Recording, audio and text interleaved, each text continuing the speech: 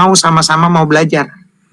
Yang kedua, karena yang cocok itu nggak ada sebenarnya manusia itu yang benar-benar cocok. Sebetulnya mama di sini lagi mikirin sambal belum diulek atau apa sih? Kalau saya yang pertama, Ustaz. Kalau saya yang kedua, karena cocok itu sebenarnya nggak ada. Teman-teman, saya bilang sama mama yang lagi ngaji di komal saya, sebelum keluar omongan, jangan kamu lagi make perasaan di komal saya. Jangan ambil perasaan kamu. Simak pertanyaannya, fokus sama pertanyaan saya. Fokus sama pertanyaan saya, jangan langsung ngejaplak. Saya bukan mantanmu, saya bukan suamimu. Jadi jangan. Saya nanya nih. Menurut bunda-bunda yang di atas dan yang di bawah, Waalaikumsalam warahmatullahi wabarakatuh. Dalam sebuah hubungan nih, lebih sulit mana? Mana yang lebih sulit? Mencari orang yang cocok atau mempertahankan orang yang mau sama-sama belajar memahami? Nah, udah paham belum? Jadi dengarkan dulu kalimatnya. Jangan ngelihat wajahnya Ustadz Hanafi lagi pakai sesuatu, jangan. Pede kali pagi ini Pak Ustadz. Jangan kamu ngelihat itu, nggak ada yang tegur itu. Harusnya ada yang tegur itu. Ada yang baru. Harusnya ditegur. Ada yang baru itu, yang di tangan itu Tiara. Jangan ngobrol ngebayangin wajah mantanmu, jangan. Kacamata baru, jam tangan baru. Saya tanya itu saja wajahnya lama. Mak, kan nggak lain.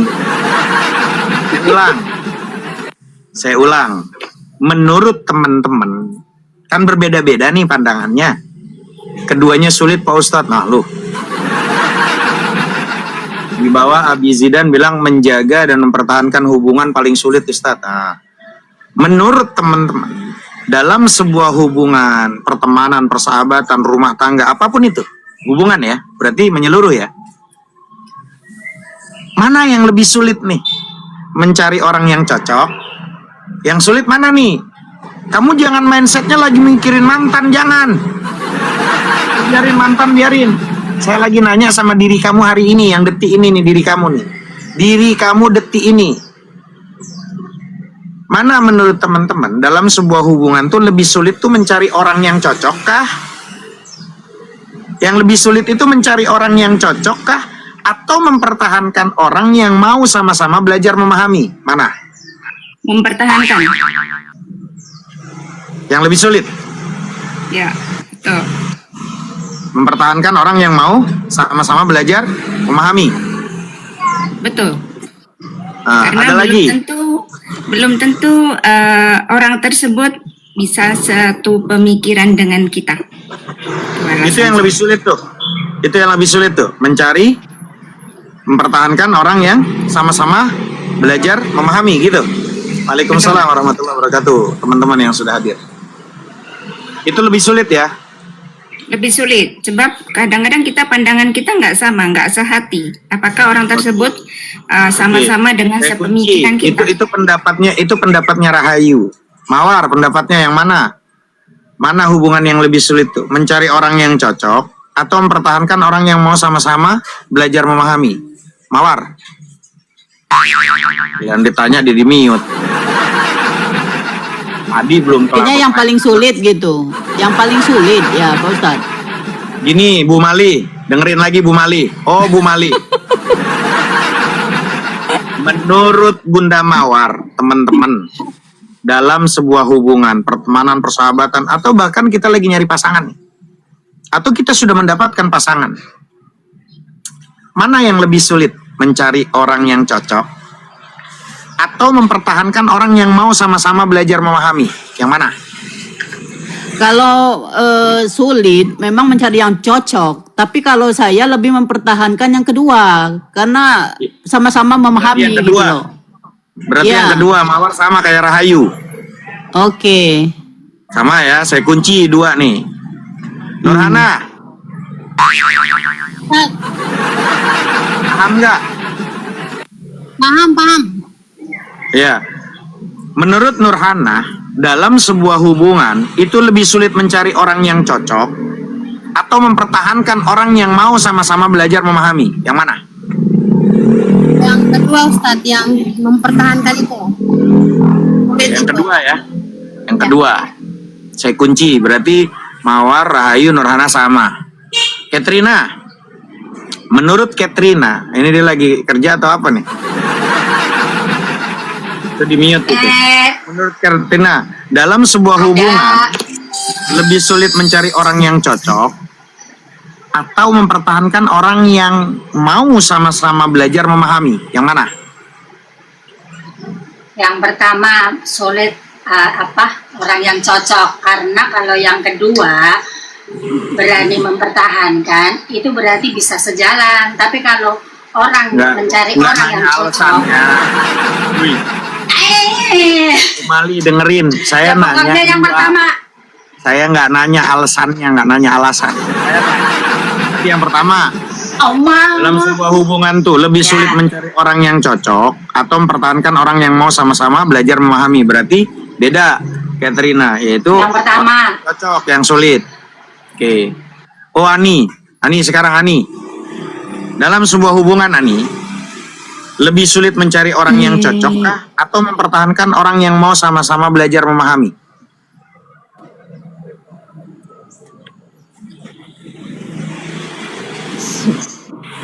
Sebenarnya nggak ada pilihan Pak Ustadz. Yang lebih sulit. Yang lebih sulit itu mencari orang yang cocok kah atau mempertahankan orang yang mau dia mau nih sama-sama belajar memahami. Yang mana? Yang lebih sulit itu yang mana? Nyari mungkin Pak Ustadz, karena yang pertama itu karena nyari yang cocok itu. Oke, udah jangan panjang, gua nggak nanya alasan udah. Gua nanya alasan, udah sampai di situ. Berarti Katrina Mani sama. Katrina Mani sama. Ata.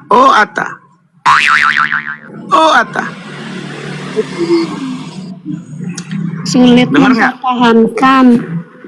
Dalam sebuah hubungan lebih sulit mana mencari orang yang cocok atau mempertahankan orang yang mau sama-sama belajar memahami? Mempertahankan yang sama-sama mau belajar.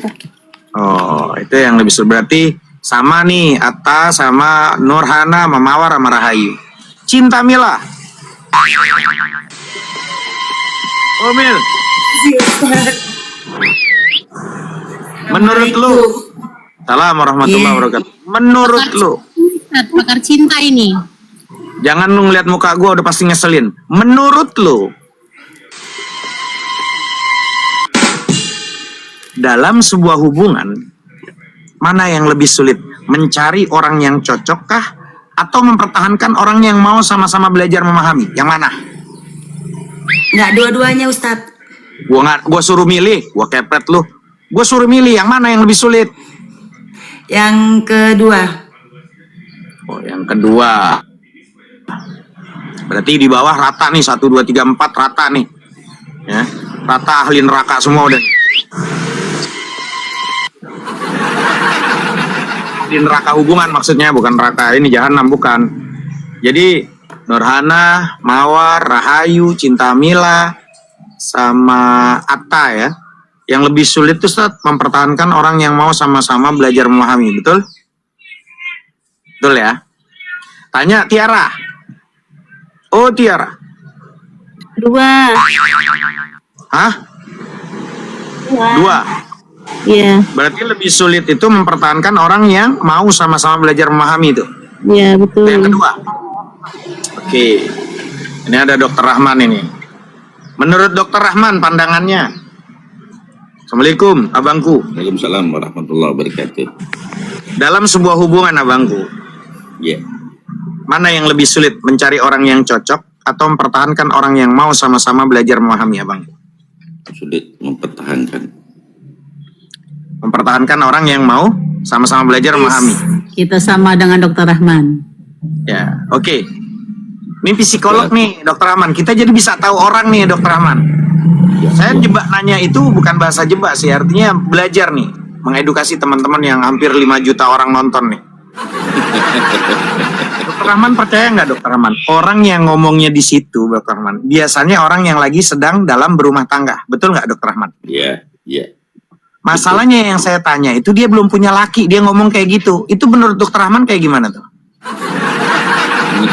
Menghayal, Ustaz. Betul Menghayal. nggak Dokter Rahman? Betul, betul, betul, betul. Berarti dia lagi menghayal tuh, padahal dia belum ada lakinya. Angel Ustaz. Enggak, itu lebih ke memahami narasi Pak Ustadz. Maknanya itu loh. Bukan Mali, masalah makanya berumah dari tangga tadi atau Mali, belumnya. Kalau di dalam belajar, simak dulu gurunya. Jangan lu ngebayangin wajah gua. Wajahnya Jangan wajah kebayang. dia. Jangan ngebayangin Wajahnya wajah wajah mantan, pasti kesel lu. Jangan. Nah, teman-teman yang, Semut-semut kayak semut. yang saya tanyakan gini, menurut teman-teman, kan versinya berbeda-beda. Saya nggak nyalain. Saya dari tadi nggak nyalain loh.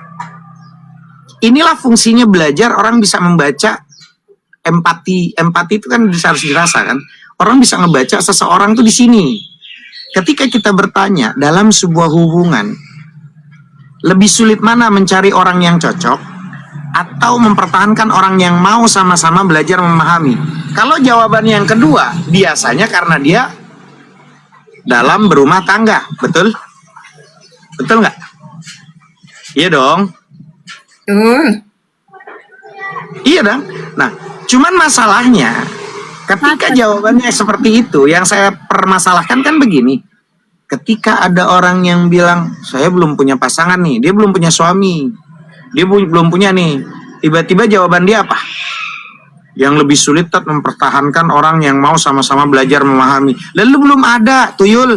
Lu mau mempertahankan apa? Lu belum ada. Nah, Kalau dia Kalau itu kita punya jawaban yang hubungan, pertama, maaf Pak kalau Ustadz, dia saya jawaban yang pertama, yang paling sulit itu Ustaz, mencari orang yang cocok. Berarti dia belum dapet. Ya, karena kalau cari yang cocok itu nggak kan sampai kapanpun nggak ada yang cocok Ustaz. Ya udah, Dokter Rahman coba gimana edukasi? Menurut Dokter Rahman saya salah kah atau pandangan Dokter Rahman kali berbeda? Iya. Sama saya nggak tahu. Betul. Bunda Kalau Rahayu, dia kan yang menjawab ditanya yang bahwa sulit. mempertahankan yang ada, sementara dia tidak ada pelajaran untuk mempertahankan, berarti dia menghayal, Ustaz. Itu Nah. jawaban. Saya Penilaian nanya mana yang lebih sulit kan Dokter? Mana yang lebih sulit nih? betul. Mencari orang yang cocok atau mempertahankan orang yang mau sama-sama belajar memahami? Kalau jawabannya yang kedua, ya yang sulit itu Ustaz, mempertahankan orang yang mau sama-sama belajar memahami. Kita udah berumah tangga kan? Kita udah berumah tangga kan Dokter? Betul nggak? Betul. Dan Psikologi kita begitu. mengalami itu kan? Betul. Tapi kalau ada orang jawabannya yang sulit tuh Ustaz mencari orang yang cocok karena lu belum dapet. Yang bingung, lu belum ada suami, lu jawabannya pakai yang kedua. Lu menghayal.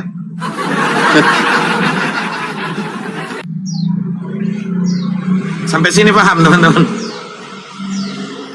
Paham nggak Mas? Jebakan Paham, ini. Ustaz.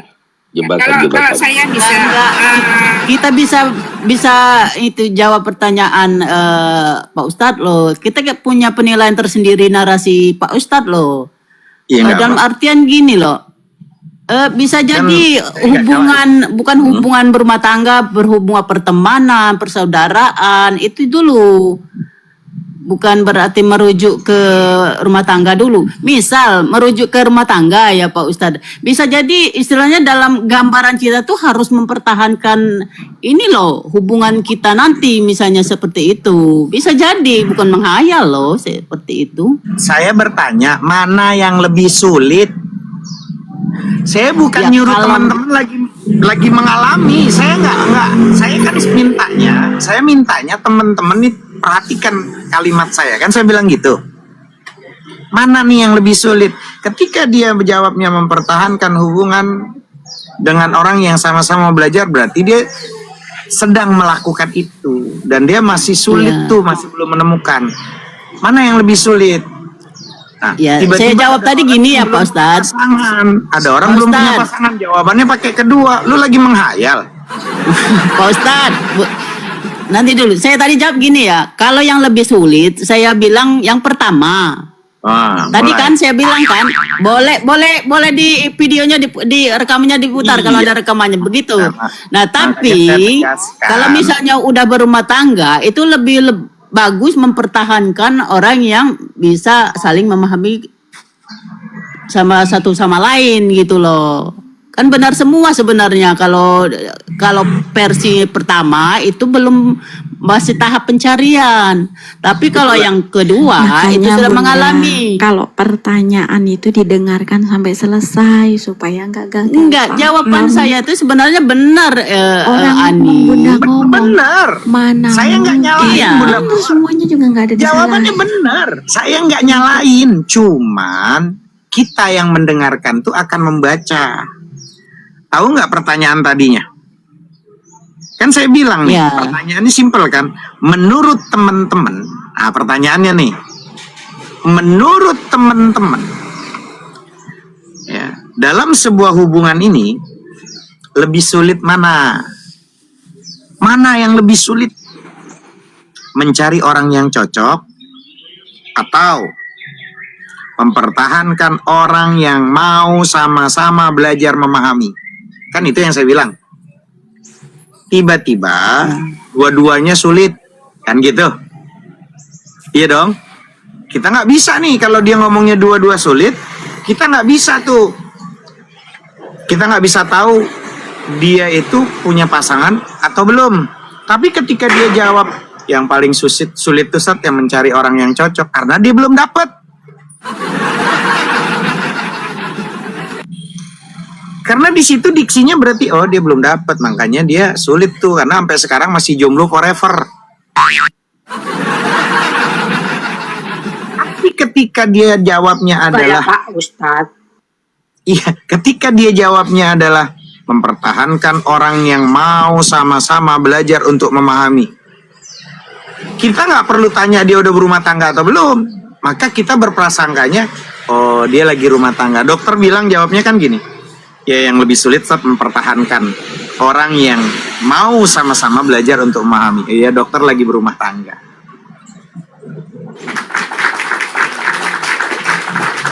Kita menebaknya di situ. Tiba-tiba saya tahu dia bahwa dia sedang tersiksa dengan gerobak. Gerobak itu bannya dua, kanan kiri. Dia lagi sendiri tuh bannya miring. Belum ada pasangan. Dia jawabnya mempertahankan orang yang mau sama-sama belajar memahami. Emang lu udah nikah?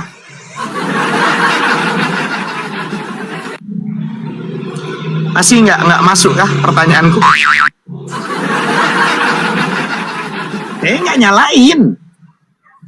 Nggak nyalain. Jadi level ini levelnya buaya darat yang lagi cari mangsa biasanya. Jadi jangan kejebak mama, makanya gue ajarin lu ilmu di atas ilmu yang ngajarin suhu-suhunya apa namanya, suhu-suhu penjahat kelamin tuh kayak gitu tuh.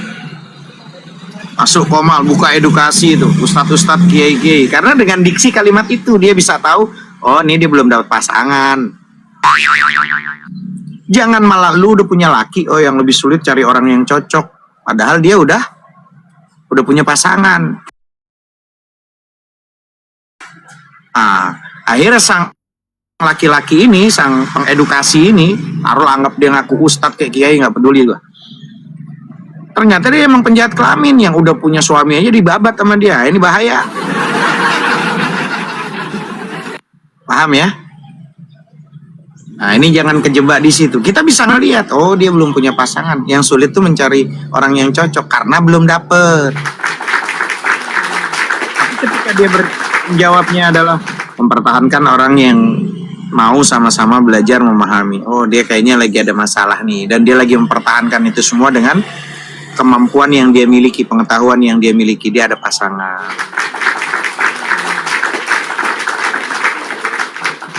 Paham sampai sini teman-teman? Lalu teman-teman, Saya pernah ngomong gini. Dasar buaya Komal. Teman-teman percaya nggak ada kalimat kayak gini? Orang yang perginya dengan amarah, orang yang perginya dia marah, dia pergi marah nih, itu akan kembali lagi teman-teman. Orang ini dia yang pergi nih, tapi marah dia, karena perginya karena marah, dia pasti akan kembali lagi. Tapi teman-teman, ada seseorang yang perginya dengan senyuman tidak akan kembali lagi. Teman-teman bisa nggak memberikan penyimpulan ini? Coba mulai dari Mil, lu Mil. Lu udah bilang di bawah, makanya gue nggak pengen lu, man lu sehat. Lu bilang betul itu, gue makanya langsung gue nyasar ke lu. Tadinya gue pengen ke dokter Rahman, nggak apa-apa dari bawah aja lah kalau gitu. Udah, Dokter Rahman aja, jangan tanya Mila. Gue nanya, lu bilang betul. Ngeri. Lu bilang betul, tuyul. Gua kepret masuk surga lu. Lu tadi bilang Ngeri berhadapan dengan buaya Komal ini, Bunda. Ngeri berhadapan dengan buaya Komal. Ngeri, saya dalam pantauan nanti. Ngeri. Jujur Mil, gue nanya nih, menurut lu kan ibaratnya lu kan, kalau gue kan masih muda, ada Jimmy, gue pikir ada Jimmy. Lu kan masih muda, kalau lu kan Mil agak tuaan dikit, lu lebih banyak mengalami kan buaya-buaya darat. Menurut lu nih, Mil, orang yang pergi marah dia akan kembali, tapi kalau orang yang perginya dengan senyuman dia nggak akan kembali. Lu bisa nyimpul ini gimana tuh? Apa, Mil? Kalau menurut Mila ya, orang yang pergi dengan senyuman, dia tuh sudah ikhlas, Ustaz. Sudah menerima semua perbuatan pasangannya. Dia udah ikhlas, oke lah gitu. Gue pergi dan gue nggak akan kembali gitu, Ustaz. Maksudnya lu maksudnya ngalamin mantan udah warahum gitu? Oh kan, kena kan? Udah tanya dokter aja. Posisinya udah di Sudah kamar saya aja monitor itu. bilang. Ntar aja monitor. Bahaya. Masih senyum gitu kan? Sudah saya bilang, melawan buaya Komal ini susah, lebih susah mencari yang cocok. Kalau kita pergi dengan emosi itu pasti kembali kan, dengan marah. Tapi kalau kita pergi meninggalkan dengan senyuman, itu sudah didasari dengan keikhlasan. Selesai sudah senyum pergi. Tapi selama ini kan Mil, lu sama gua kan ribut terus, lu tinggalkan aku dalam tanpa ini kan, tanpa senyuman kan, ribut mulu kan lu sama gua kan. Tapi kan aku selalu kembali padamu, Ustaz. Oh, mah. Ini Aye. Rahayu, pendapat kamu, Bunda Rahayu. Orang yang perginya dengan marah, dia akan kembali lagi. Nah, kesimpulannya, tapi kalau orang yang perginya dengan senyuman, ya tidak akan kembali lagi. Gimana menyimpulkannya gimana? kalau menurut saya Ustadz, itu pergi karena marah itu ada sebabnya. Kalau kita yang salah ya jelas dia marah. Jadi nggak akan kembali. Nah, kayak gitu. Tapi kalau pergi dengan senyuman, kalau marah nggak kembali. Sebab kita yang salah. Sebab kita yang salah. Nah, kalau pergi dengan senyuman, insya Allah orang tersebut melepaskan kita itu dengan rasa ikhlas. Jadi pergi dengan senyuman, dengan rasa ikhlas, yang tulus dari lahir. Berarti dua-duanya kembali dong Rahayu. Nih Rahayu dengerin gua apa dia lagi sibuk kerja sih? Dua-duanya. Berarti dua-duanya kembali dong. Ya kembali. Kembali boleh. Kembali ya Pak Ustaz. Pamit kerja. Pamit Kembali pergi boleh, Pak kerja itu Ustaz. Bunda. Iya, taklah kau tadi PC meja iya.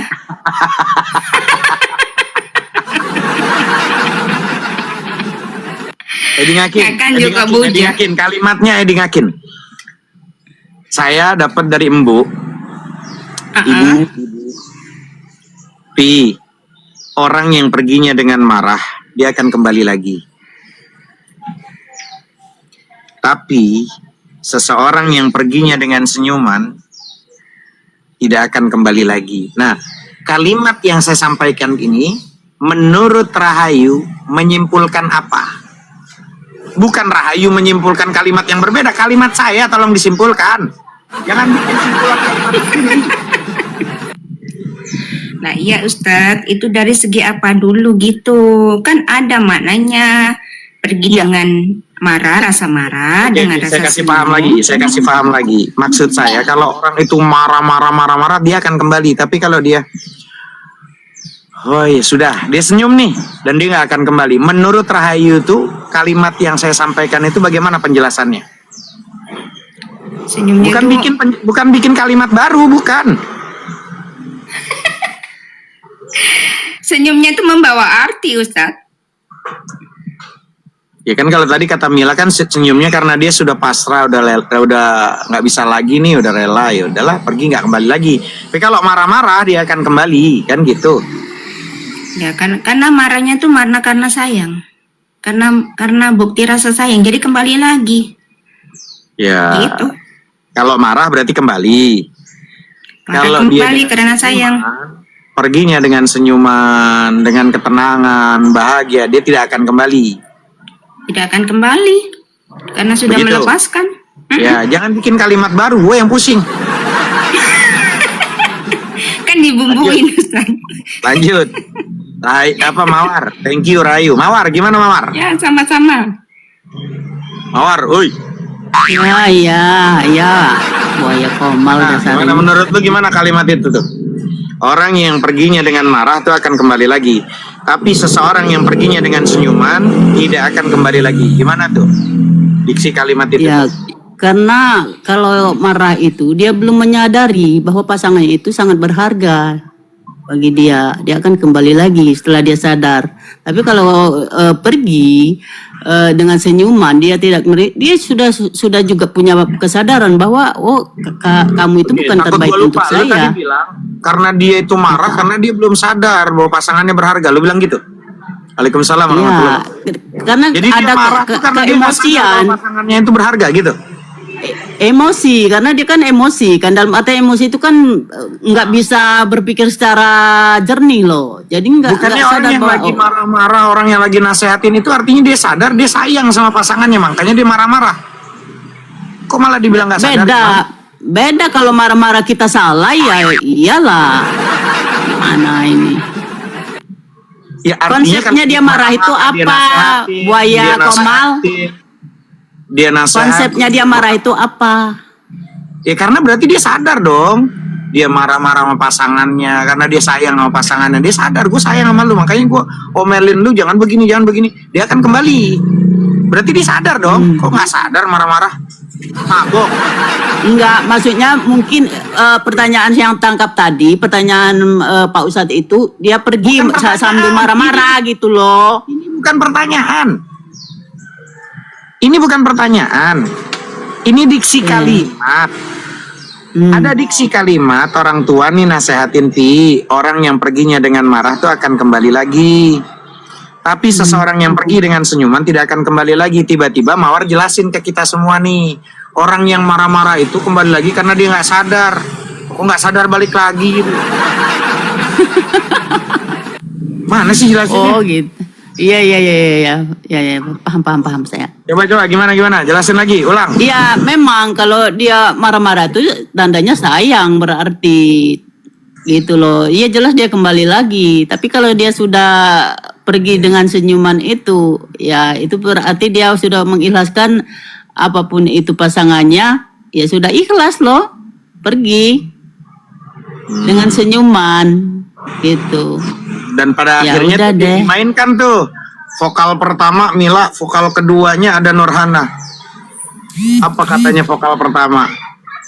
Biarkan aku hidup sendiri. Lanjut Nurhana. Mengenang nasib yang sedih ini. Aku Waduh. doakan semoga almarhum kau tenang di sana bersama malaikat Jabania, katanya. Nurhana, menurut lu gimana kalimat diksi ini? Orang yang perginya dengan marah akan kembali lagi, tapi orang yang pergi dengan senyuman tidak akan kembali lagi. Gimana menurut lu? Aye.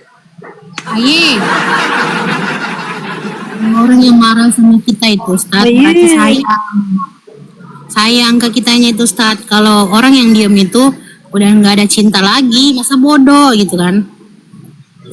Tapi kan beda kalau dianya diem itu karena ketiban badan lu, dia metong, dia nggak balik lagi, dia dikubur. Orang udah ketiban sama lu diem gimana? Gue Ustaz, gue itu. Kalau orang yang nggak sayang ke kita, dia nggak akan nasihatin, dia diam terserah ngapain. Nah, itu nggak kembali lagi ya kalau udah diem ya dengan senyuman ya?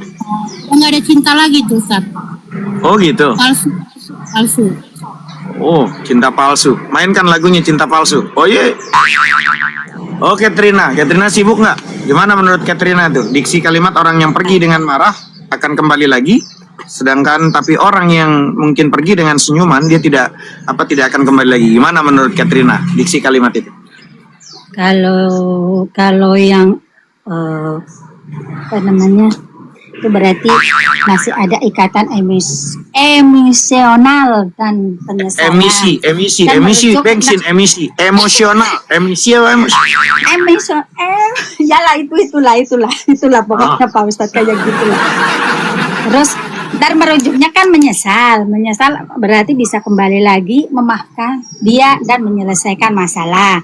Kalau yang udah tersenyum itu berarti udah berdamai dengan hati. Jadi ya udahlah gitu. Udah berdamai mah nggak akan kembali. Ngapain juga udah damai dengan diri sendiri, balik bikin sakit lagi.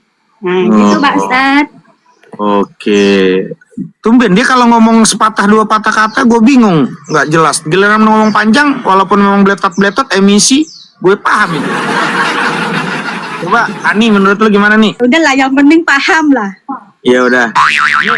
Oh Ani, orang yang perginya dengan marah itu akan kembali lagi, tapi kalau seorang yang pergi dengan senyuman tidak akan kembali lagi. Ini saya lagi melatih teman-teman bisa belajar public speaking, menjelaskan apa gitu.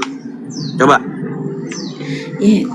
Kalau perginya marah itu Pak Ustadz, karena ikatan emosionalnya itu masih ada, jadi belum selesai. Dia merasa ini permasalahan masih bisa diperbaiki dan ikatannya itu masih kuat tentang emosionalnya, karena marah itu kan karena adanya rasa, masih ada perasaan.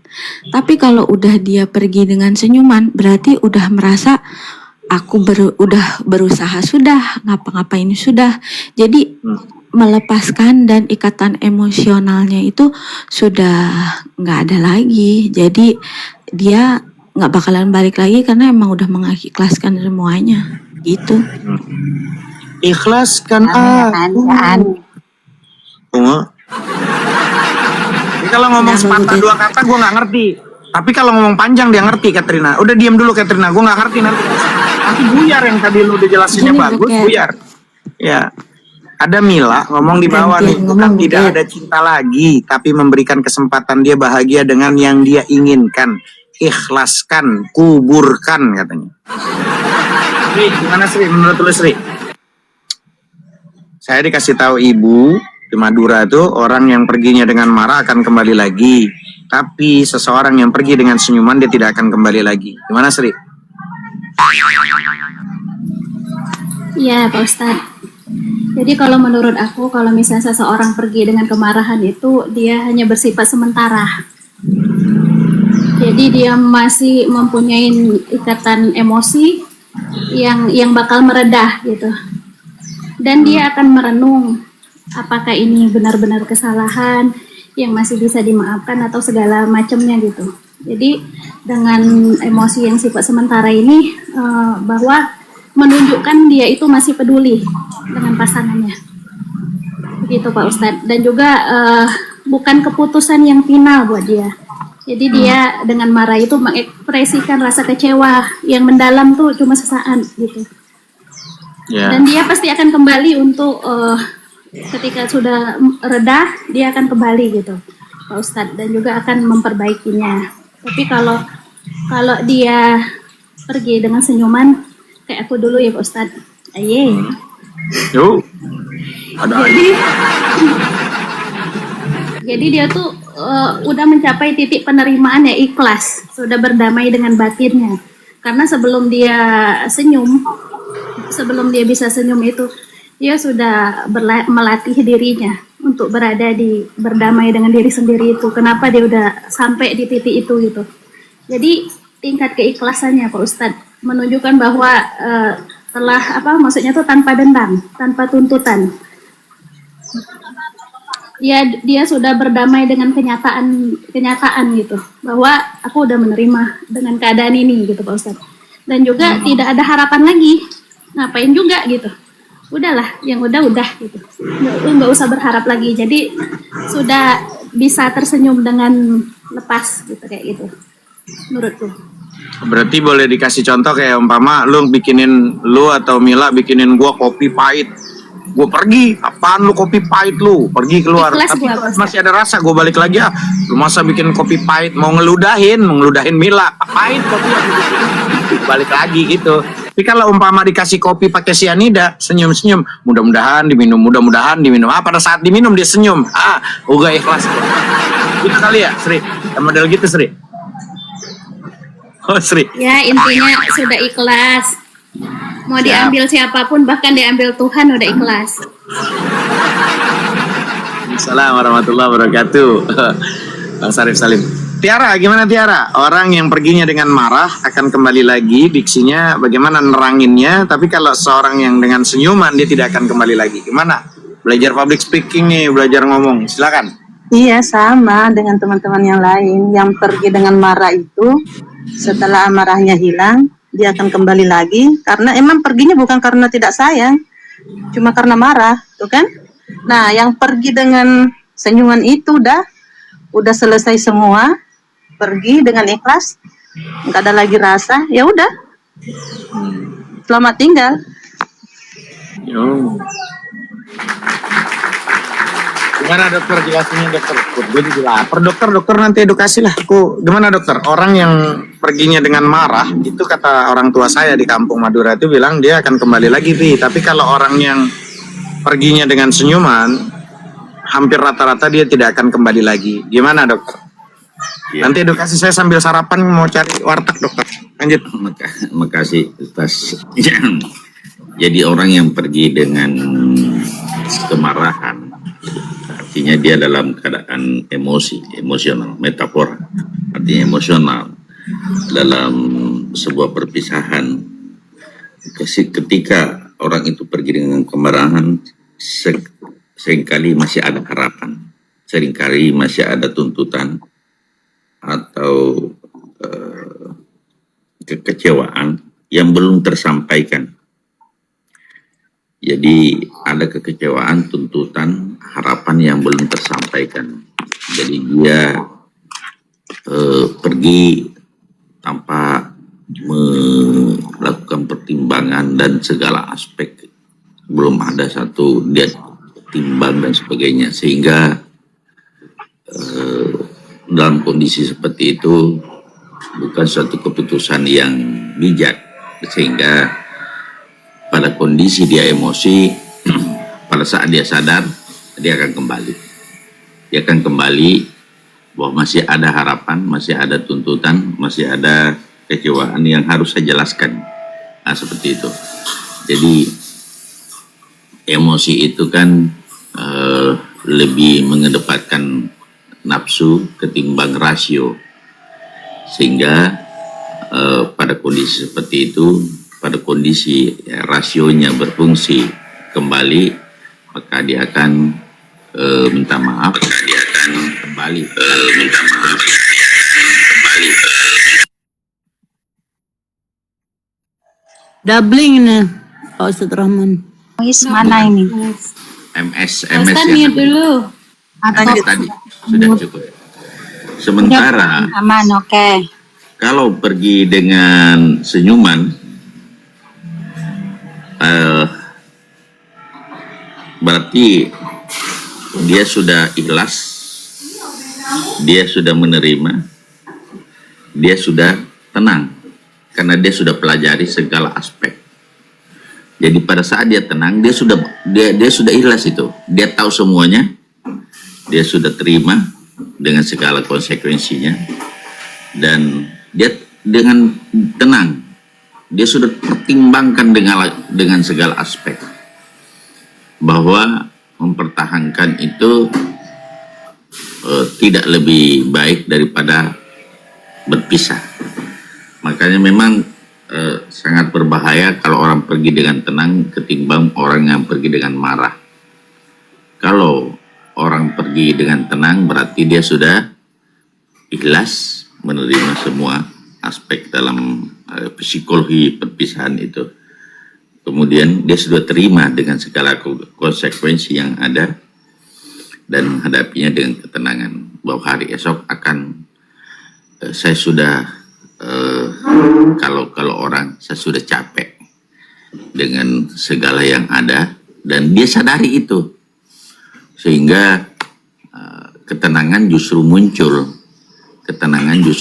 pada saat dia mau pergi itu, bukan suatu kegelisahan. Berarti you and me and. Jadi itu konsekuensinya begitu.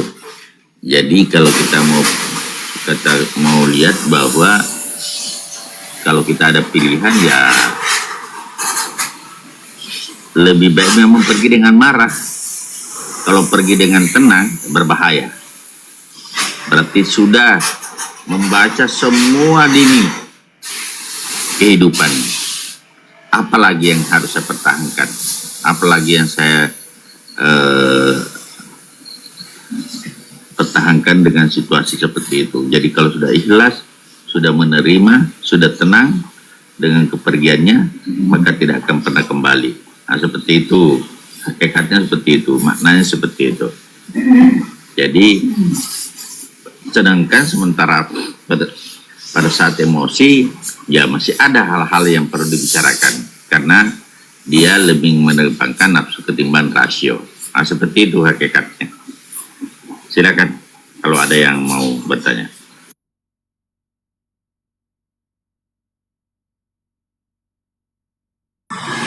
Silakan teman-teman yang lain. Ini aku mau itu dulu teman-teman. Assalamualaikum. Yahku Sarip Salim. Langsung kita mau nambahin tok. Satu lagi itu Lagi sibuk, atoknya lagi sibuk paling. Iya. Pak Dokter, berarti bisa dikatakan begini, kalau orangnya marah-marah berarti itu masih ada tanda ada sesuatu yang belum selesai, Pak Dokter. Iya. Artinya gini, marah itu kan kadang ada sesuatu yang tidak sinkron, ada sesuatu yang tidak selaras. Akhirnya dia meluapkan dengan bentuk emosi.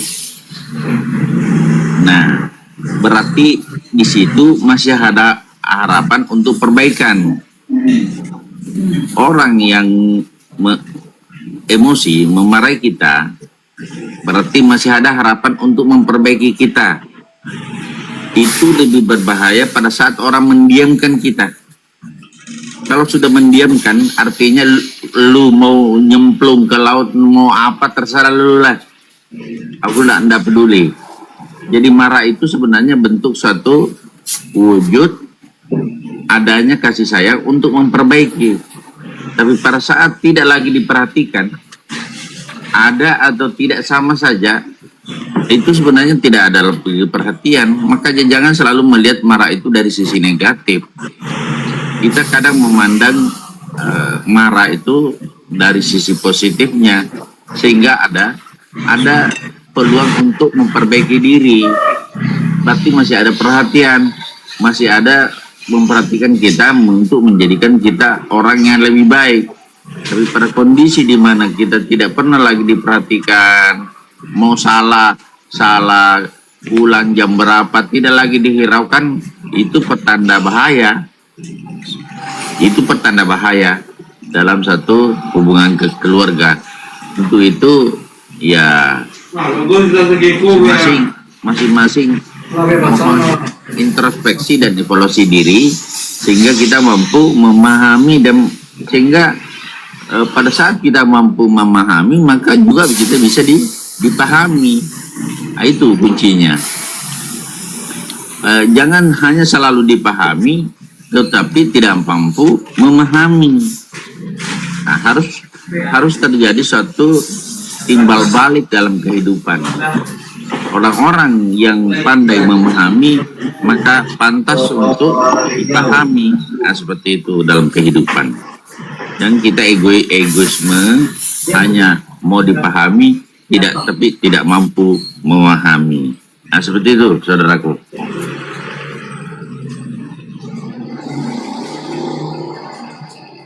Ya Pak Dokter, saya boleh nanya, ini sebenarnya kemarahan di suatu hubungan itu sebenarnya itu marah dengan cemburu itu sama nggak itu Pak Dokter? Cemburu itu kan marah kan? Nah kalau marah itu mesti mungkin ada cemburu gitu loh. Marah itu Gimana? Akibat, cemburu itu sumber. Jadi marah itu akibat dari sesuatu. Kalau cemburu itu sebab. Jadi segala sesuatu yang terjadi, marah itu kan karena adanya sebab. Marah itu bukan sesuatu yang muncul dengan sendirinya. Marah itu membutuhkan sebab, membutuhkan sumber. Kenapa marah? Cemburu itu ya, itu salah satu sebab orang bisa marah. Antar cemburu dan marah itu berbeda. Cemburu itu ada sebab, marah itu adalah akibat. Jadi kalau dia cemburu misalnya, cemburunya membuat dia marah. Jadi cemburu itu adalah sumber, sementara marah itu adalah akibat. Nah, untuk tidak marah, ya jangan buat dia cemburu, kan gitu. Iya, paham. Cemburu dan marah itu berbeda. Cemburu itu sumber, marah itu adalah dampak.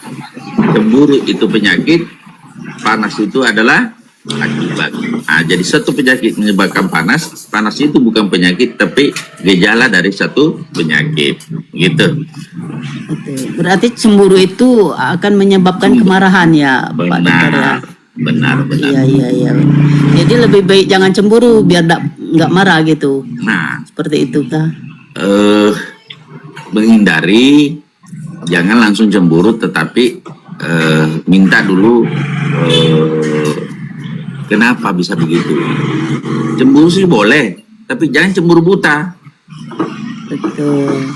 Cemburu boleh, itu kodratnya orang cemburu boleh, tapi cemburu buta itu yang kadang membuat masalah besar sekali. Orang sudah capek-capek berbuat dengan baik, tidak neko-neko, masih saja dironron terus. Pagi, siang, malam, tidak ada lain selain cemburu. Padahal itu tidak terjadi. Laki-lakinya karena nekat. Ini saya sudah dicap cemburu dan tidak pernah saya. Lebih baik sekalian saya laksanakan. Nah, itu masalah itu. Jangan didesak terus seorang laki-laki yang sudah berjalan di jalan baik, jalan benar, tetapi selalu dicurigai karena pikiran negatif itu akan tervibrasi itu, terresonansi ke sana itu. Negatif akan masuk ke dalam otaknya itu, akan masuk dalam pikiran. Ini saya sudah berjalan dengan benar, sudah tidak neko-neko, belajar bagus, kok cemburu terus sih? Nah, jadi cemburu boleh, tapi cemburu buta itu yang terus-terusan itu yang tidak boleh. Karena apa? Itu bisa merusak. Dan bukan hanya merusak diri, tapi merusak pasangan kita. Karena pasangan kita akan terresonansi sesuatu yang negatif. Pikiran-pikiran negatif itu akan tervibrasi, akan terpancar kepada pasangan kita. Sehingga dia juga akan berpikiran negatif. Karena sesuatu yang negatif selalu terpancar dari vibrasi energi yang ada dalam pikiran kita akan terpancar kepada di mana kita tuju, dan kalau negatif ya negatif. Nah, sementara misalnya kalau dia pergi diiringi dengan doa, kemudian sekali-sekali kalau itu merasa tidak enak kirimkan Fatihah contohnya, di sana akan tersentuh. Kalau tidak mau tambah 13 kali Fatihah. Kalau perasaan tidak enak ya, perasaan tidak enak, kasih cukup 13 sekalian. Al-Fatihah 13 kali. Dia mau apa lagi? Nggak bisa bikin apa-apa lagi sana itu. Oh gitu Nah, ya itu Pak Ustadz. rumus ini, Pak rumus Dokter. saya sampaikan kepada perempuan, pada wanita. Kalau perasaan tidak enak, jangan cemburunya ditonjolkan. Kirimkan Fatihah. Ya Allah ya Rabbi, berikan artinya berikan jalan yang lurus, mudahkan segala urusannya dan sebagainya. Itu kan hal lebih baik dari percemburuan yang tidak ada guna-gunanya. Makanya konsep saya pribadi dalam berkeluarga, saya sampaikan, kalau kau perasaan tidak enak, coba kirimkan saya Fatihah. Siapa tahu saya keliru. Nah gitu, supaya saya bisa tenang di sana. Pada saat seperti itu, ini namanya adalah bagaimana kita kasih berkelahi antara doa dan misalnya terjadi ada suatu keinginan, ada sesuatu terjadi. Coba kasih berkelahi Al-Fatihah itu, kalau satu kali tidak mampu tambah 2, 3 dan kasih cukup 13 kali. Insya Allah di sana sudah kempes itu. Udah bisa bikin apa-apa. Nah ini rumusnya, menaklukkan orang itu jangan dengan kekerasan, tetapi dengan doa. Ikut tetapkan Allah dalam kehidupan kita, insya Allah akan berakhir dengan baik. Nah, seperti itu. Coba-cobalah. Kalau misalnya ada sesuatu perasaan kok tidak enak, kenapa bisa begini?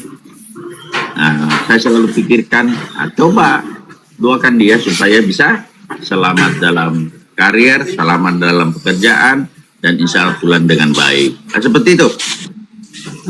Tapi ini cemburu dalam artian bukan dalam satu rumah tangga, Pak Dokter. Dalam masih tahap pencarian, bukan pencarian juga. Istilahnya ya suatu hubungan yang lebih ke serius lah. Belum itu. Cemburu itu sesuatu hal yang wajar. Tapi kadang cemburu itu keluar kata-kata yang melampaui batas. Iya. Kadang keluar kata-kata yang melampaui batas. Hanya apa? Bukan sesuatu Edukasi dia dokter gini. Cemburu boleh gitu dokter. ya. Beleng-beleng jangan. Cemburu boleh, tapi jangan beleng-beleng gitu kali dokter. Coba edukasi tuh mama. Betul sekali, betul Cemburu sekali. boleh, tapi lu jangan beleng-beleng gitu. Silakan dokter.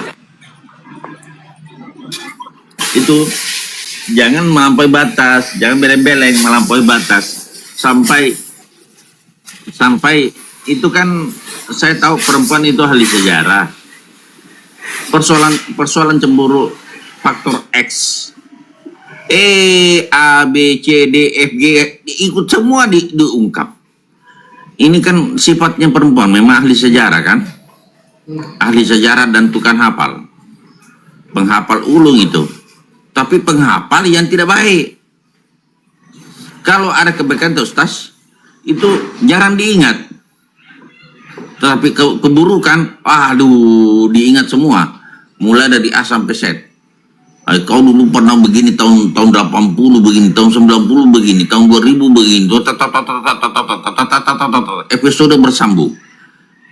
Nah ini kan bukan penyelesaian masalah, menambah masalah.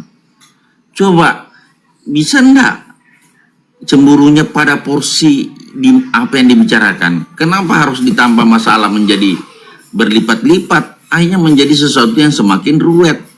Jadi siapa yang menciptakan ini? Karena nafsu, beleng-beleng kan itu.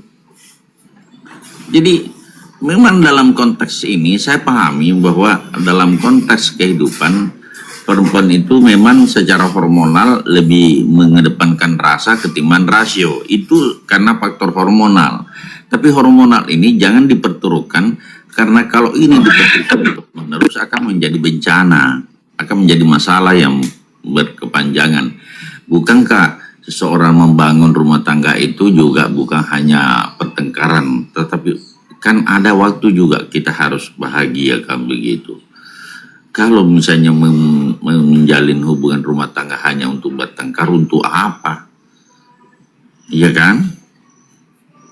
Kan perempuan misalnya mencari ada laki-laki karena ada tempatnya untuk bersandar. Sama sebaliknya laki-laki juga ada tempatnya untuk saling berbagi. Nah kalau yang terjadi adalah pertengkaran itu sebenarnya rumah tangga atau adu tinju, ring tinju. Ini kan kita harus evaluasi diri semua. Bahwa dalam kehidupan memang dalam rumah tangga tidak ada yang berjalan mulus 100%. Tapi minimal kita bisa mengurangi frekuensinya.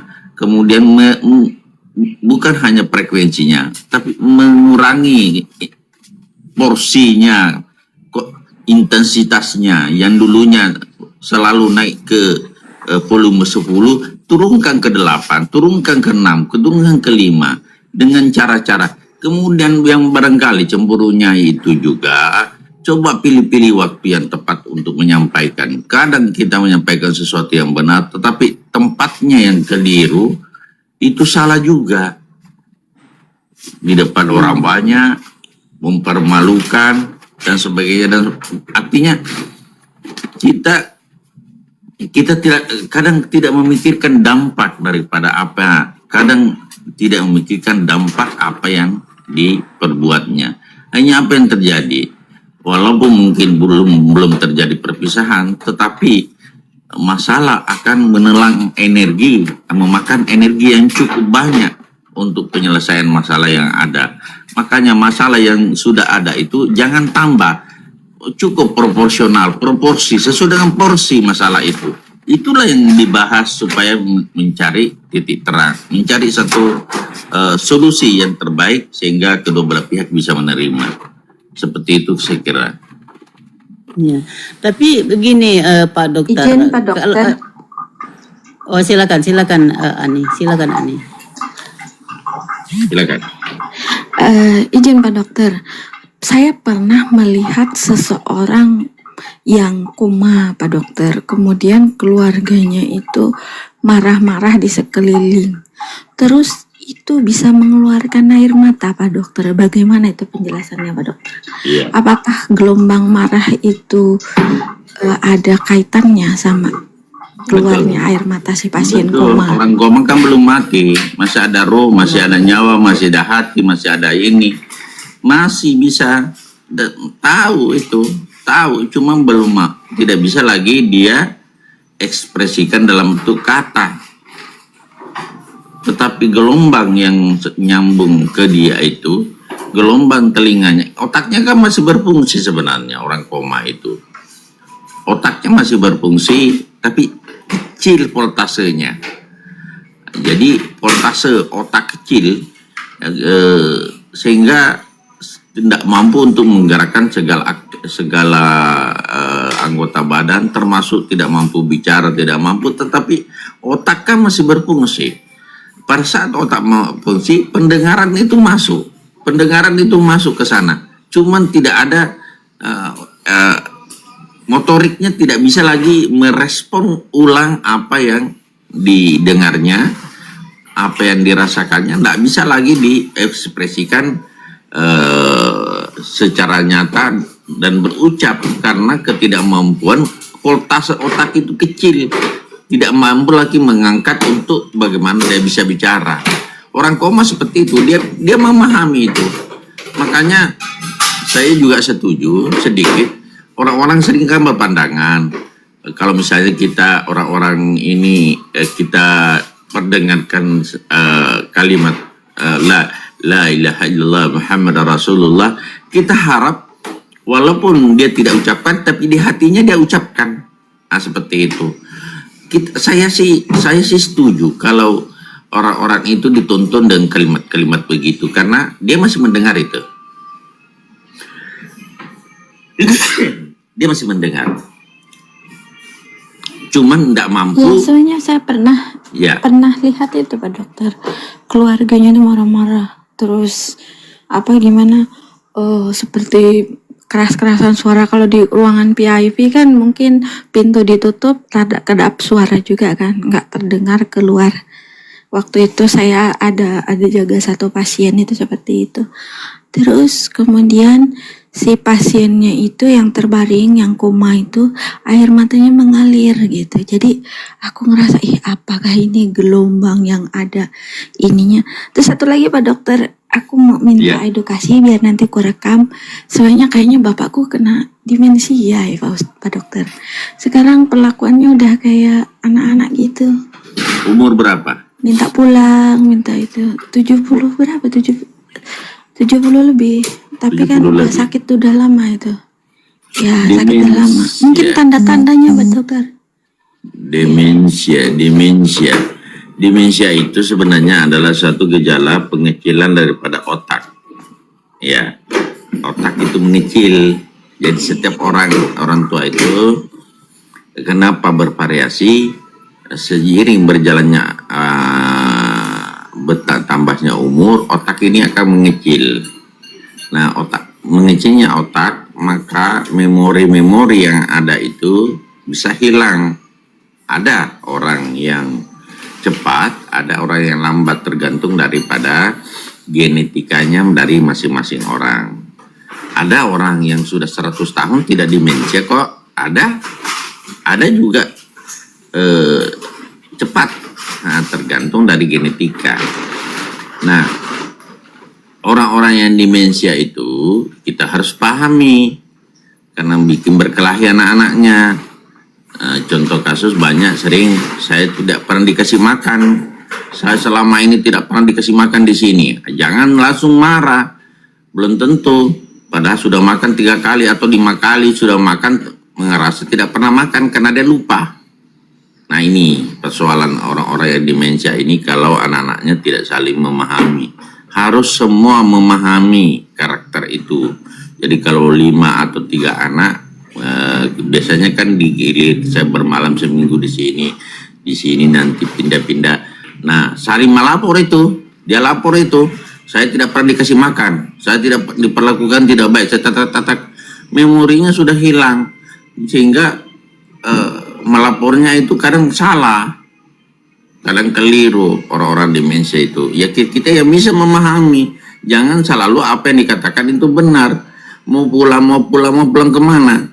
Apa memang kesehatannya sudah baik? Itu kan yang kita pikirkan, bukan faktor demensianya yang dijadikan rujukan, tetapi kondisi kesehatannya sekarang bagaimana? Mau pulang memang untuk apa? Kalau kondisi fisiknya masih memungkinkan untuk kita pulihkan, ya jangan ikuti. Begitu. Orang demensia mau diikuti bagaimana? Seperti itu. Berarti saya juga termasuk, saya kadang suka lupa juga kadang dokter kalau saya. Jadi nggak hanya bapaknya Ani, saya yang masih muda aja kadang masih suka lupa gitu.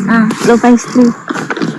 Begini Pak Dokter, kan kayak kemarin ini Pak Dokter, cerita sedikit ya. Jadi kemarin itu kan aku kan emang udah menyadari, udah kelakuannya itu kayak bocah gitu Pak Dokter, kayak ada selang infus dia main-mainkan, ada selimut dia gigit-gigit walaupun ya giginya cuma 2 biji kan. Nah, di situ aku melihat Bapak itu kan kelihatannya masih kooperatif kok. Tapi itu udah kayak bocah Pak sekarang, sejak kemarin Udah dirawat pikun kan kali dibilang, Pak Dokter. Tidak kemarin ini, Pak itu Dokter. tas toh. Saya minta duduk, saya tanya bagaimana Pak, apa pusing, ya pusing sedikit. Iya. Saya buka pupil, anemia. Sebentar dia ingat, tapi sebentar. Kemarin itu kan gini, kan waktu masih dirawat di Immanuel kan. Dokter itu menyatakan dia belum sembuh. Terus HB-nya aku berapa bilang gini sekarang? ke Mama, Mak, HB berapa sekarang? HB-nya sekarang udah naik, udah Berapa? 7,8. Tapi penyakitnya dia udah ketahuan sekarang dokter. Kenapa dia sering sakit perut? Ternyata dia ada batu empedu. Oh, batu empedu. Iya. Iya. Kemarin kan di Immanuel 3 hari, belum apa-apa tuh, minta pulang. Diturutin. Nah sekarang kan yang ngurusin kan beda nih, adikku yang selain. Aku bilang, jangan nurutin pasien, karena yang jagain itu kan lebih tahu kondisinya gitu. Benar nggak Pak Dokter? Iya, dokter dengan perawat yang tahu, bukan keluarga yang tahu kondisi pasien. Iya, Namanya pulang sampai paksa. kemarin Pulang paksa. di airan itu udah keluarga katanya. Yang lain pertentangan kan. Jadi katanya, udah dia maunya pulang. Ya udah kita pulangin aja. Loh, nggak bisa gitu aku bilang. Orang dokternya masih mampu kok. Gitu kan. Nah, di situ voting suara. Untung ibu tuh ngedengerin aku kan ngomong. Aku bilang, kalau emang kayak gitu coba perhatikan. Bapak itu kayak apa sikapnya sekarang? Udah kayak bocah katanya gitu. Terus sebentar, dengan sikapnya yang biasa kan kita kan paham ya Pak Dokter ya. Iya. Kebiasaan dia seperti apa kan kita tahu. Kadang udah kayak gitu tuh dokter, orang-orang sakit, orang tua dibilang udah kayak bocah lihat gini. Terus apalagi kalau dibilang pulang, oh ini kayaknya tanda-tanda nih mau meninggal. Banyak tuh yang kayak gitu. Itu yang saya pikirkan tadi. Dia mau pulang. Itu males saya kadang kalau ada orang-orang yang ada orang sakit itu kayaknya kok pengennya pulang, kayak nungguin ada saudara dari ini. Macam-macam lah cerita-cerita orang yang udah tua gitu rumah sakit. Kayaknya dia mau pulang kayaknya udah ini kali gitu. Itu enggak? Udah mau meninggoy katanya. Iya. Kalau dibilang Ani bocah nih, namanya laki-laki itu nih, semuanya kayak bocah. Wah, jangan. Agak lain. Yang masih seger aja kayak saya, dokter Aman juga kadang kalau lagi emang waktunya mau jadi kayak bocah ya kita harus kayak bocah untuk menyenangkan istri kan kayak gitu dok, betul nggak? Arahnya udah lain ini. Ya enggak, maksudnya kadang ada orang tua nih diksinya kok dikit-dikit kayaknya rewel gini, kayak anak-anak lagi gitu ya, karena dia banyak pikiran kan, apalagi sakit kanan, bisa jadi dia mau pulang karena mungkin kepikiran budget kah, kepikiran apa kah gitu loh. Jangan dipikirnya kemana-mana. Iya, saya kira Bapak ini komplikasi dia punya pemikiran. Karena batu empedu, kemudian dipikirkan berapa biaya dikeluarkan anak-anaknya. Dia masukkan semua dalam pikirannya itu. Nah, harus ada satu orang yang memberikan satu pemahaman. Pak, tidak perlu pikirkan itu, kita semua yang akan nanggung. Tapi kalau semua larinya pemikirannya salah, Bapak tambah demensia. Dia tidak ada, ini kan bukti saya tidak ada harapan, dia tidak memiliki harapan mau hidup. Nah itu sebenarnya bagaimana memunculkan harapan hidup itu pada orang tua. Karena kemarin saya lihat Ustaz dia sendiri kok. Iya. Masa satu hari langsung demensia? Demensia apa itu? Betul, nggak mungkin. Mungkin Ani dapat informasi salah, cek dulu lah nih.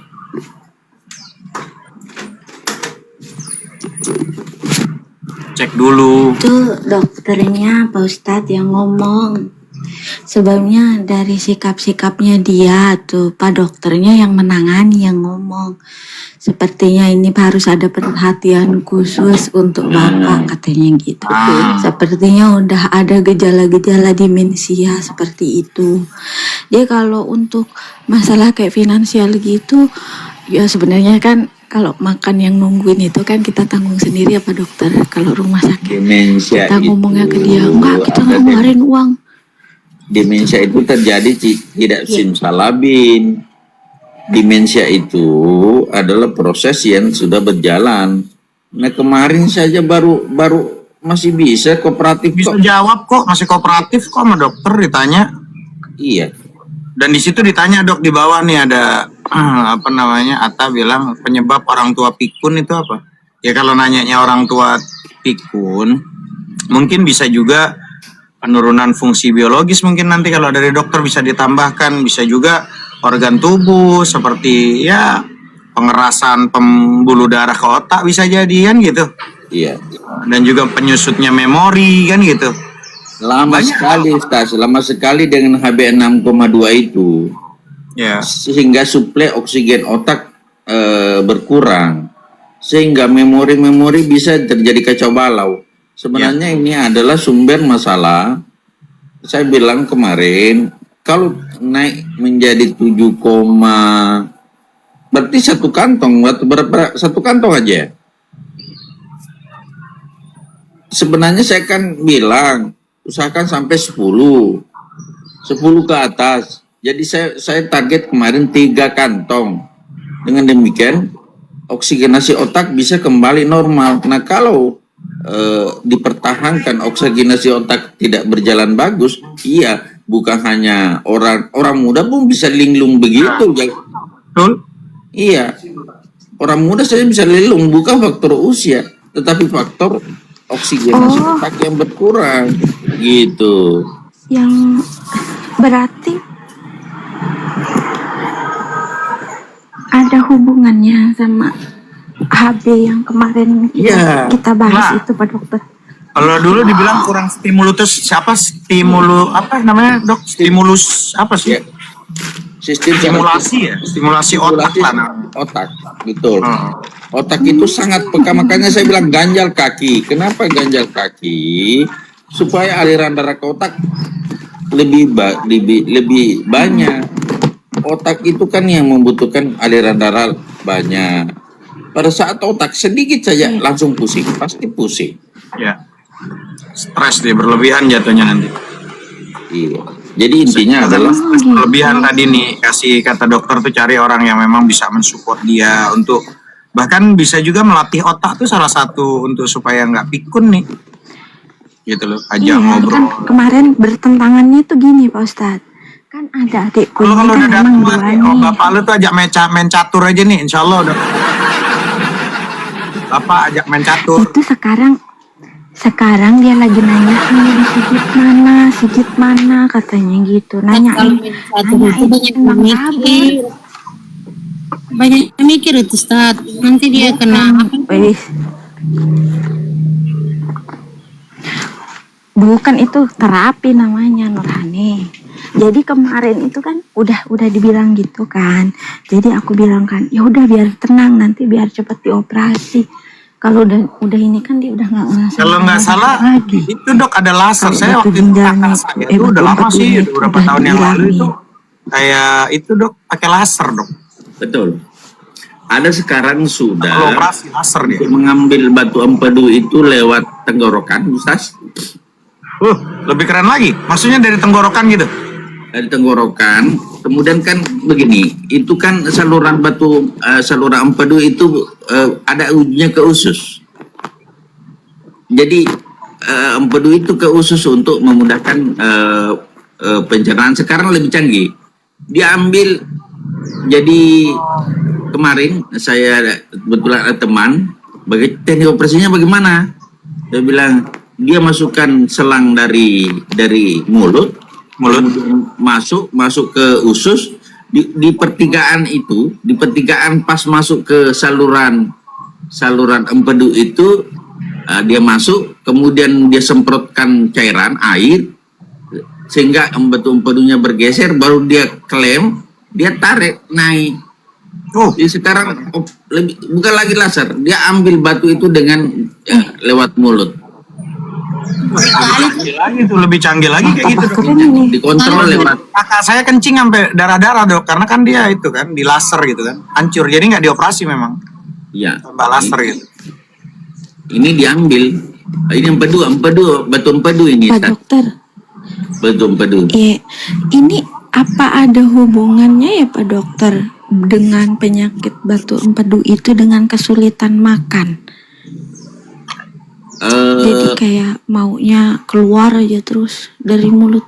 Hilangkan saja, jangan muntah gitu. Jangan banyak makan minyak saja. Karena empedu itu digunakan untuk lemak. Nah, tapi kalau bukan lemak boleh makan. Jangan terlalu banyak makan lemak, itu aja. Kemudian faktor makan, nafsu makan ini bagaimana mau nafsu makan bagus, HB-nya rendah begitu. kenapa kalau HB rendah? Metabolisme tubuh terganggu. Tubuh terganggu, konsumsi makanan yang kita makan tidak kepake. Tidak ada nafsu makan. Jadi Dok, kalau HB turun itu apa yang dibuat? Supaya saya juga ini nafsu berapa? makan itu berkurang. HB berapa? Iya, maksudnya apa yang dibuat supaya HB kita berkurang? Aduh, ini HB mau berkurang. Mbak donor. Oh, Pergi di PMI, donor darah. Mau Mbak Donor. donor darah. darah ya, Dok. Gampang. Pergi di PMI saja, saya mau mbak donor 1000 cc. Langsung puyeng itu. 500 Saya dulu dok sampai 3 kali dok, bahkan sampai di donor darah itu sampai ini mau dibangkan jadi bisa diuangkan dok katanya. Dok. Enggak, saya cuman ini aja karena kalau habis donor darah tuh dok habis hilang tuh enak ke badan dok, tidur enak, semua enak. Betul. Akan tergantung dengan sel darah baru, Tas. Jadi Iya. sel darah kita itu yang diambil akan terganti dengan sel-sel darah baru yang lebih bagus. Itu tujuannya kalau donor. Cuman kan saya orangnya enggak tahu kenapa, saya waktu lab, ini waktu masih mahasiswa, diambil darah 5 cc langsung pingsan. Sejak itu tidak pernah. Biasanya di itu dulu dok, dicek dulu dok. Saya pernah 3 kali. Nanti dia dilihat tuh, dicek gitu loh. Oh kalau lagi ini nih jangan dulu gitu. Saya suruh lari naik turun dulu, suruh naik tangga turun berapa kali, ntar dicek lagi atur. Ah boleh. Nggak tahu apa yang dicek sama dia itu. Apa Betul, sebabnya. kebugaran orang, tekanan darah dan sebagainya semua dicek.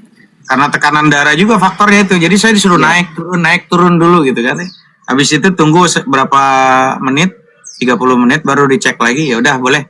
Nah, udah saya tiduran diituin sampai 2 kantong kadang banyak. Harusnya dilepasin anjing herder aja untuk ngejar Pak Ustadz. Cepat itu. Dok, darah saya rendah Pak Dok. Biasa cuma Soalnya saya bingungnya dok, darah saya kan O dok. Bapak saya bukan O kalau nggak salah, tapi bisa untuk kan saya donor darah gara-gara almarhum mertua. Nggak ada di mana di rumah sakit Islam tuh nggak ada kekurangan. Terus dicek semua anak-anaknya. Giliran saya dicek kan saya takut sama suntik. Tiba-tiba ini langsung kayak dicetut gitu, ditaruh gitu. Ini mantunya yang bisa katanya. Langsung buru-buru nih 2 hari lagi gitu ya. Jadi entah buat apa waktu itu saya ingat lupa waktu itu saya gara-gara itu donor darah gara-gara itu tiba-tiba kok badan enakan gitu. Akhirnya saya coba beberapa 6 bulan kalau nggak salah. Donor darah lagi saya dok, nggak bisa hampir tiap minggu, nggak ditunggu. Bagus itu. Iya. Sebenarnya yang tidak ada efek samping kalau donor silakan Pak donor bagus. Cuman saya pingsan jadi saya takut lagi pingsan lagi nanti.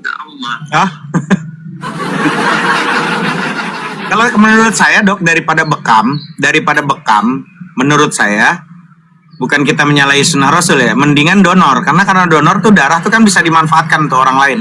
Betul. Ya, saya lebih senang kalau didonorkan supaya bermanfaat untuk orang lain dan juga penggantian kita darah kita akan lebih baik. Bekam itu hanya darah-darah pena sedikit aja itu. Sedikit sekali, beras 5 sampai 10 cc saya kira.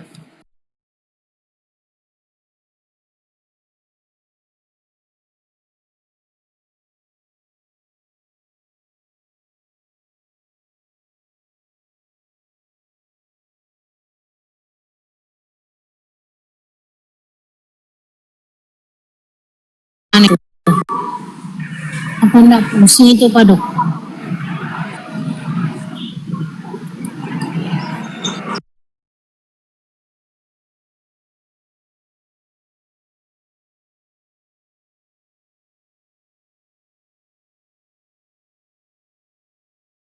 Begini. Iya, darah saya tuh biasanya paling tinggi tuh 120 per 90. Sebenarnya darah rendah dengan kurang darah itu beda ya Pak Dokter? Menurut Pak Ustadz. Kalau aku Nurhani, darahnya darah muda Nurhani. Kalau saya Aduh, waktu itu pas lagi donor darah, saya lagi ngarep-ngarepin gitu loh. Pada saat donor darah ngeliat darah, ini kayaknya kan saya dulu kan darahnya darah biru teman-teman. Keturunan Andi waktu itu Ustaz. Kita darah biru ini kita. Pas di Darahnya merah juga gitu kan. dulu darah biru ya Pak Ustadz, sekarang darah hitam ya, atau darah Memang orang tua dulu uyut saya tuh 7 keturunan tuh nggak bakalan ini kekayaannya. Cuman karena saya yang ke-8 jadi ya udah kismin. alamak. Ya, 7 keturunan nggak habis kekayaannya nenek moyang ini. Ya, karena tidak mendapat bagian lah yang ke-8 itu. Tereliminasi yang ke-8 itu memang. Nah, udah sempat teman beda lewat satu.